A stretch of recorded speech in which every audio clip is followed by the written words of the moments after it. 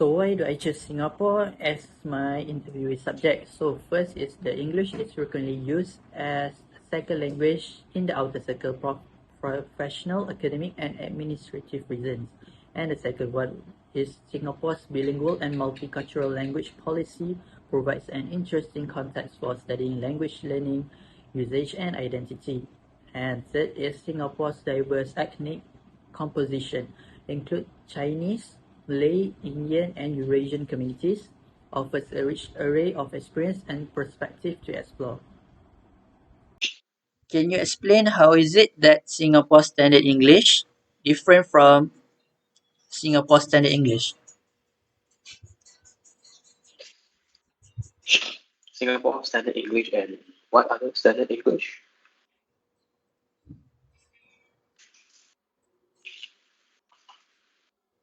What is it?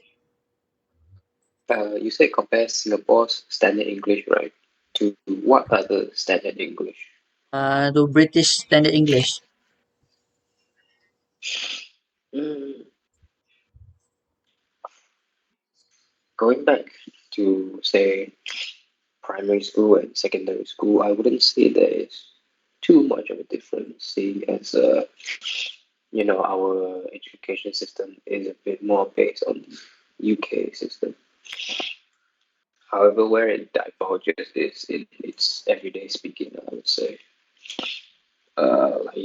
In Singapore, we have we have Singlish, which is how we speak every day to each other, as compared to say the British English, right, where how they answer and how they answer in exams and papers is actually how they do speak in person.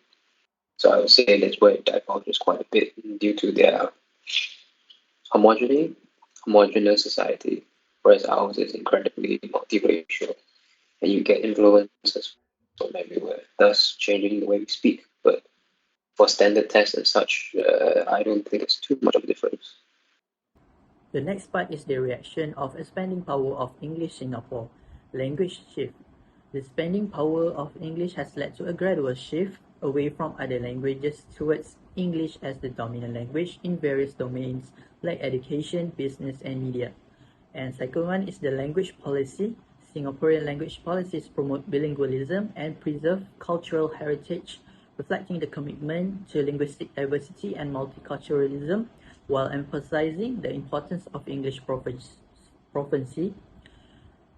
And the third one would be the social mobility. Proficiency in English is crucial for social mobility and access to opportunities in Singapore as it remains the language of education, business, and international communication. And lastly is the language hybridity. Singapore English exhibits linguistic features influenced by its multicultural environment, results in a unique blend of vocabulary, grammar, and pronunciation from various linguistic sources.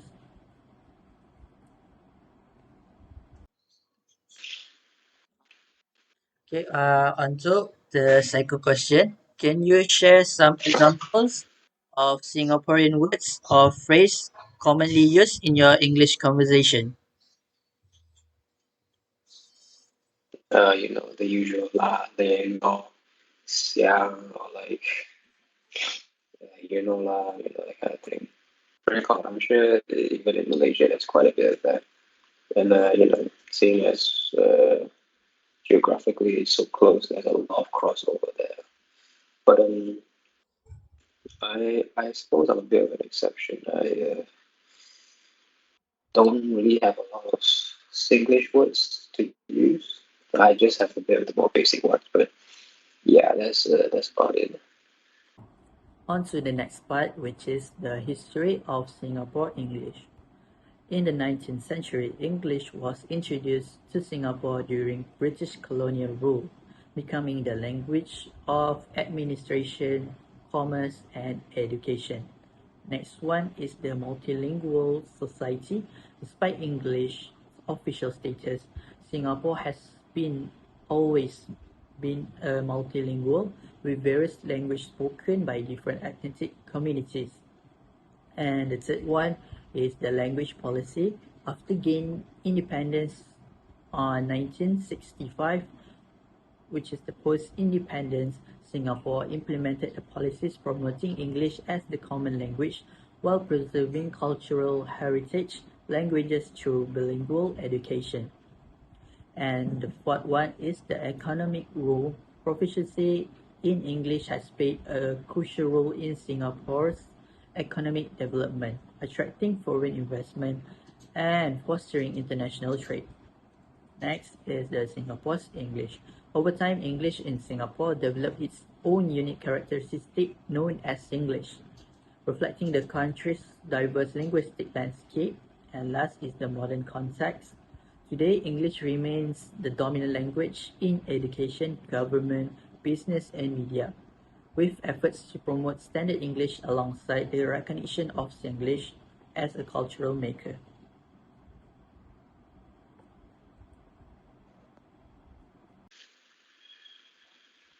Then, in what ways do you think your exposure to both Singaporean and Malay languages has enriched your English vocabulary? Um, so far, I think it's helped me to be a bit more colorful when it comes to expressing myself. Like in the more traditional textbook way, there's many different words that you can use to express like emotions or like describe things. But then with Singlish and like the crossover Malay language, you get different words with different meanings, and some of those don't cross over very well. So the lets a sentence cross over from English to Malay in some very colorful ways that allow you to express emotions and feelings in a way that not just English or not just Malay can. So I think my exposure to that really helped me see things a little differently as well. And lastly is the personal reflection and summary. The way Singapore has adopted English while maintaining its rich cultural legacy and resulting in a distinctive fusion of languages and custom is fascinating to observe. Historical evolution, Singapore has transitioned from a colonial trading post to a thriving global city-state, demonstrating a remarkable growth and development over the years. A fascinating experience that highlights Singapore's dynamic energy and limitless potential is to explore its unique mix cultures of bustling city life.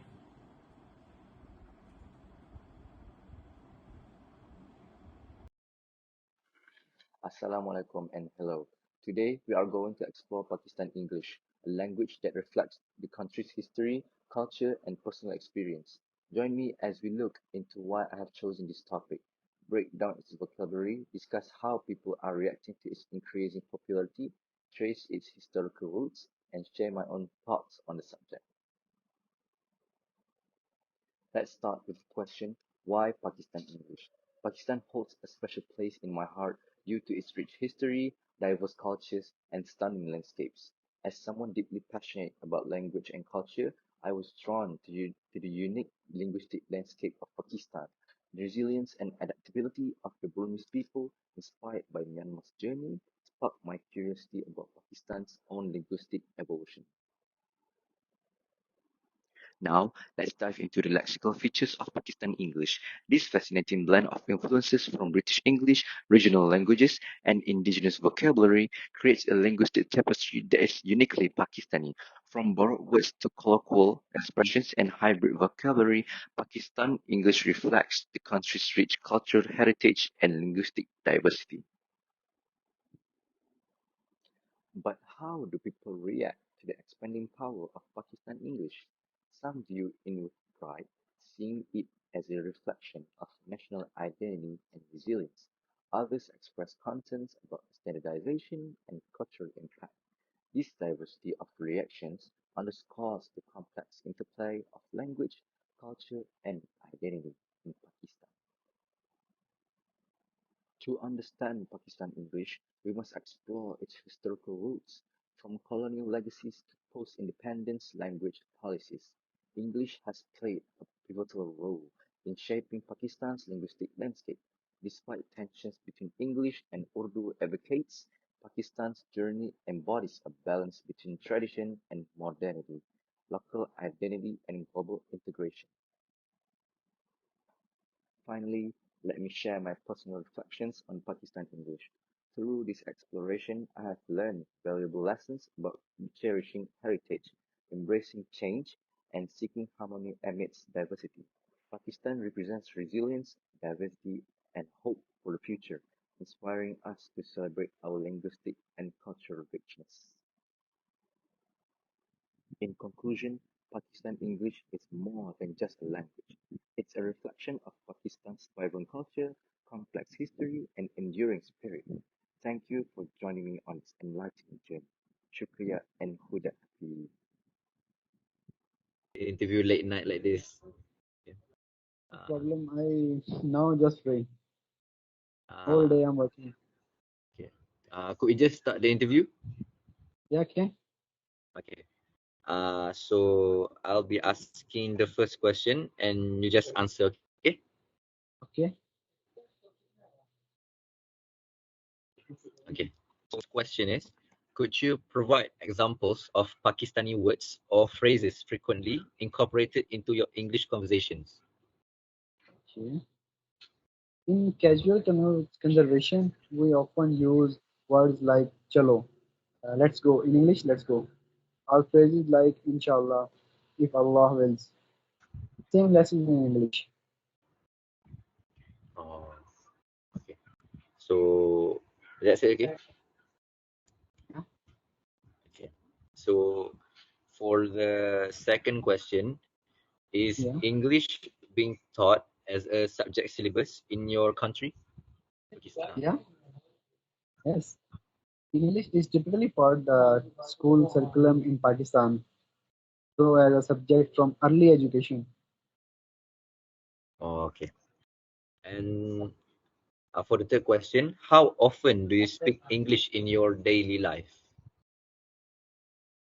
I use English regularly, especially in educational and professional settings, but also in day-to-day instruction, so the frequency may vary. Oh, okay. So, okay. So for the fourth question, how do you emphasize the quality of English language in your surroundings? For the last question, how has the English language evolved in your country from its history to where it stands today? Now we start. The violation of English in Pakistan reflects its historical roots, colonial influence, and adaptation the local context, with continued growth driven by education and global activities. So, all right. I think that's it for the meeting. And thank you, Zishan, for agree to be my subject interviewee. And I'm very sorry for the late night meeting. It's okay, no problem. It's my side shade because I'm very sorry. morning no have time. Okay. Okay, All right. thank you. Thank you, Zishan. Hi everyone, my name is ISMY Daniel. Today I will be presenting about my expanding circle subject for the interview, which is from Myanmar. Firstly, Myanmar location in Southeast Asia is crucial.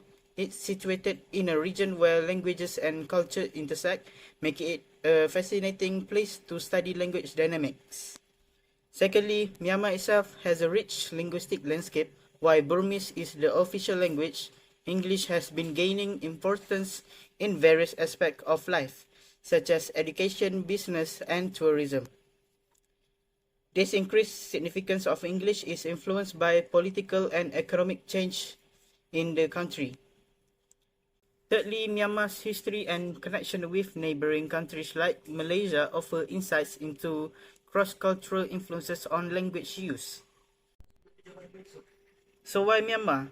It is because this country provides a unique and dynamic setting for studying language, contact, bilingualism, and the socio-linguistic dynamics shaping the spread of English in non-native contexts. In essence, By focusing on Myanmar, we can explore how English is becoming more influential in regions beyond the traditional inner, outer, and expanding circles outlined by Cultural Circle. And that is why Myanmar is my chosen destination for this discussion, so stay tuned for more. Positive view, it seems that English is becoming more important as a good thing. It helps us connect with the world, find better job opportunities, and learn new things. The second one is concerned about local languages, worrying that their own languages, like Burmese, might not be used as much. We don't want to lose our language and culture because everyone is using English. And the third one is job opportunities. More job offers will be sorted out as the expanding of English in the country. And the fourth is mixing cultures. Using English can mix with our own culture, make it richer. We can share our tradition and learn from others while still being proud of who we are. Okay, for the history in brief, Myanmar English has its roots in the colonial period when Burma was under British rule from 1824 until 1948. English was introduced as the language of administration and education. After independence, English remained important but faced challenges during periods of isolationism. In recent decades, economic reforms have led to resurgence of English, especially in urban areas and among younger generations, due to its significance in global communication and commerce.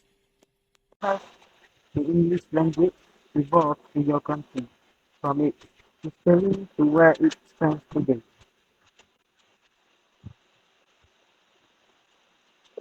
I can't say for certain. I haven't been back in my country for a long time. Been back in Myanmar. But I can say English has undergone significant, significant evolution throughout the world. It's a national language now, so it should be common everywhere. But for my country, for the time being, it's being introduced called colonial, colonial, colonial times.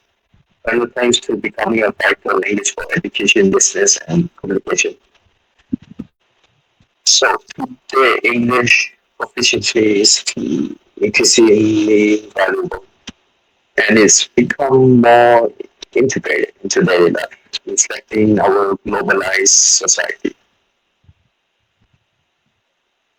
Yeah, that's all. Okay, so final question. Yeah.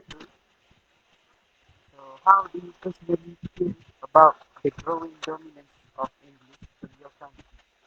Are there any concern or positive aspects you see this in this trend? No, I don't really care much. It's convenient. Almost convenient. I get job offers, a lot of friends, more friends. And other than that, there's no concern except mistakenly being embarrassed about mistakenly saying something wrong. And it becomes a embarrassing moment. That's the only concern you should have, which is nothing if you practice hard enough with your English. So personally, I see nothing but positive. There's nothing really concerning about it. It's really convenient and nice to have English as one of your language since it's almost worldwide. And that's all. Yeah, that's all. Right, so that's all, my friend. Yeah. Thank you, Mr. Hu. Yeah, baby.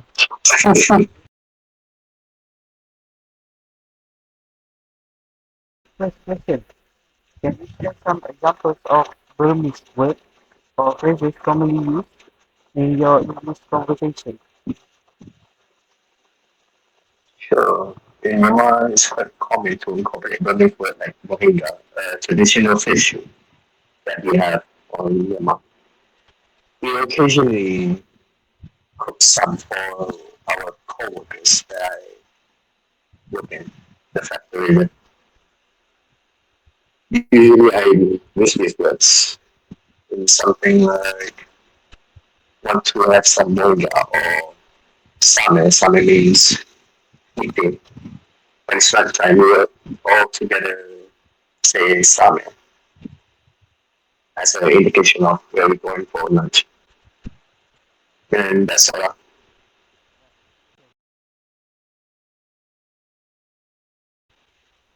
What are some unique expressions or slang words you pick up from both Burmese and Malay language that use in your English conversation?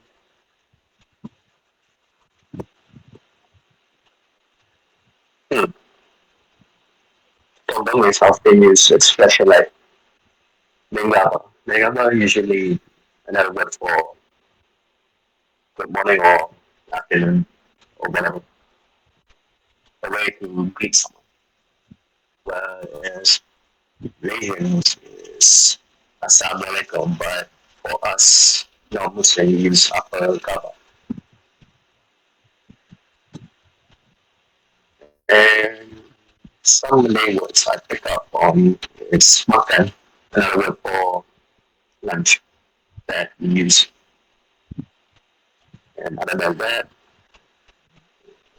there some other Malay words for me boleh, which is can, I think it is can.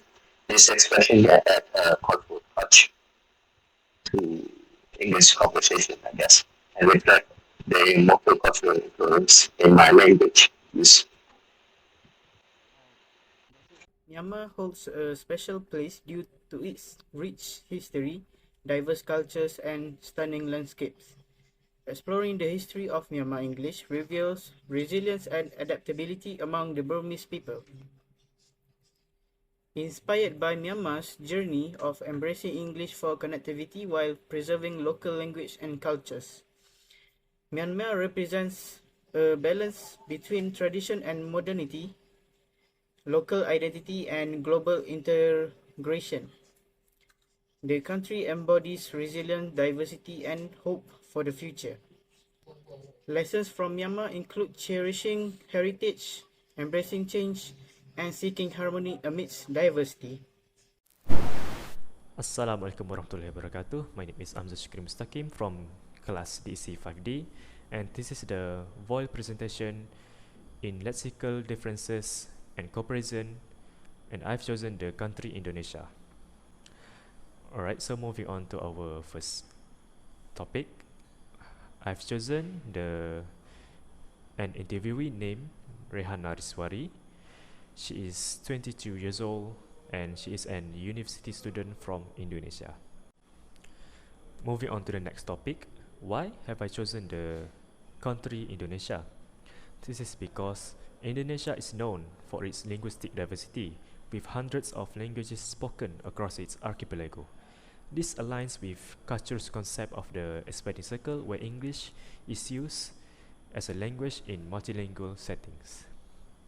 Next, Indonesia has experienced significant economic growth in recent years and is considered one of the emerging economies in the region. This economic expansion is often accompanied by increased global interactions and the adoption of English as a means of communication in international business and trade. And finally, youthful population and educational opportunities. With a substantial young population, Indonesia reflects the demographic trends common in many expanding countries.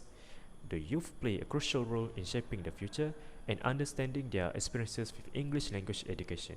Aspirations and challenges contributes to a comprehensive analysis of a country's analysis expansions within the cultural circle. Next, what is the reaction of Indonesia of expanding power of English in their country? Firstly, economic growth and globalization. With Indonesia's economic development and increased globalization, English became more important in business, technology, and academic. the demand of English proficiency grew, making it a key skill for professional success. Next, in education, English education became a priority in the country. It is now a compulsory subject in schools, and proficiency is seen as essential. The government implemented policies to enhance English language education, focusing on improving teacher quality and standardizing the curriculum. And finally, Indonesia has created a new language policy where it aims to promote Bahasa Indonesia while acknowledging the significance of English. Policies have been implemented to standardize English education and develop assessment for language proficiency. Final question. In your opinion, what do you feel about the growing dominance of English in your country? The aspects or concerns you see in this trend? I think like there's pros and cons. I guess the pros are obviously like it's easier for tourists, and like Indonesia is very big on like tourism because it's a like exotic place with like lots of beautiful places, good food, etc.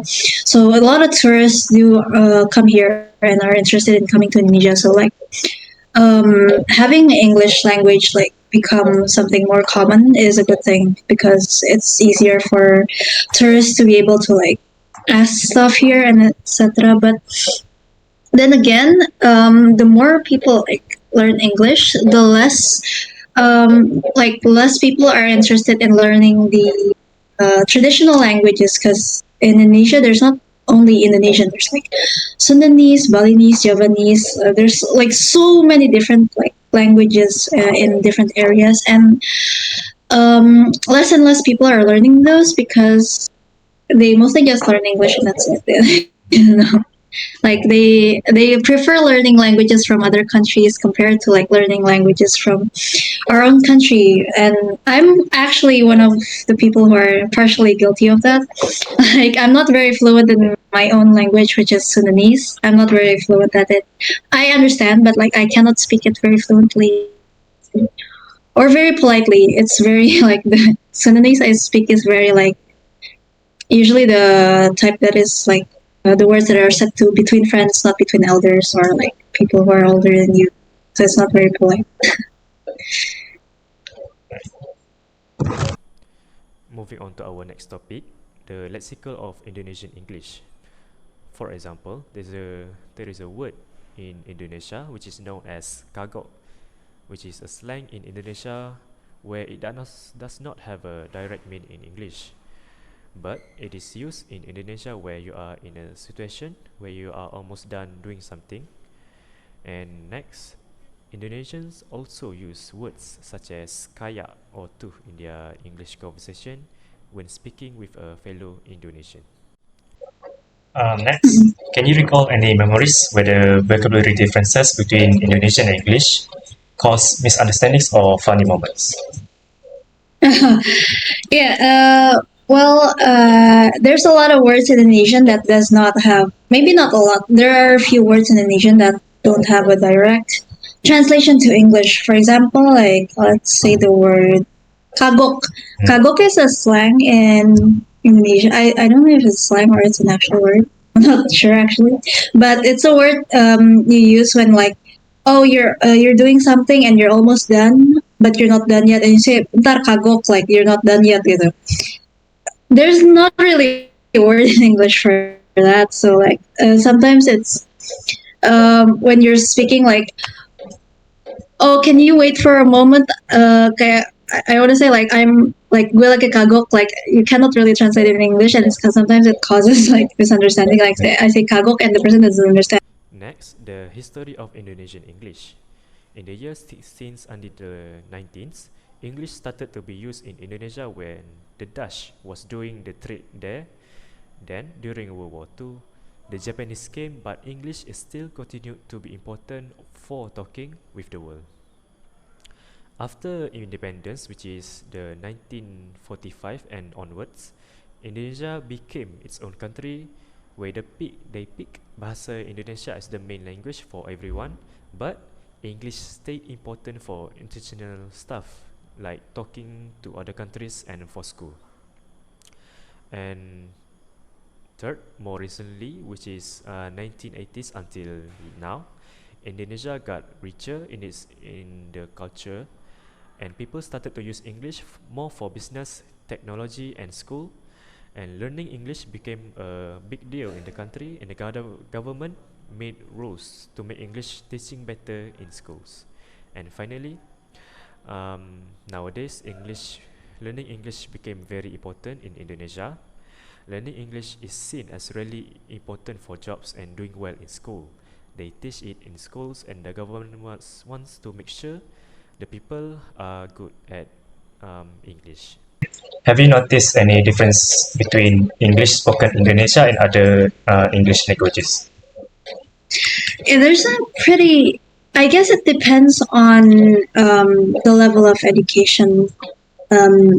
Like the Indonesian that I'm speaking to is if they're like some a lot like some of them are fluent as fluent as me and are they have a pretty good accent, etc.